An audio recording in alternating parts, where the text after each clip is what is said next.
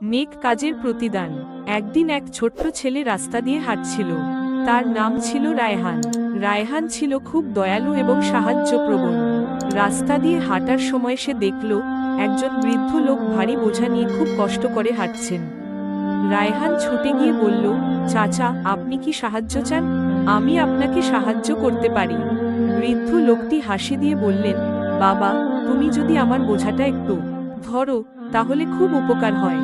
রায়হান বোঝাটা কাঁধে তুলে নিল এবং বৃদ্ধ লোকটির সাথে হাঁটতে লাগল। পথের মধ্যে বৃদ্ধ লোকটি বললেন, বাবা, আল্লাহ এমন নেক কাজকে কখনো বৃথা যেতে দেন না। তিনি তোমাকে উত্তম প্রতিদান দেবেন।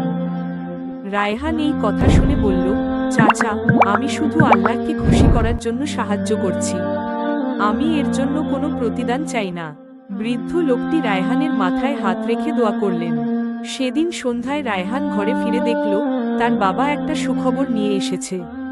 তার বাবার চাকরির পদোন্নতি হয়েছে। রায়হান বুঝতে পারল নেক কাজের ফল আল্লাহ কখনো ব্যর্থ হতে দেন না।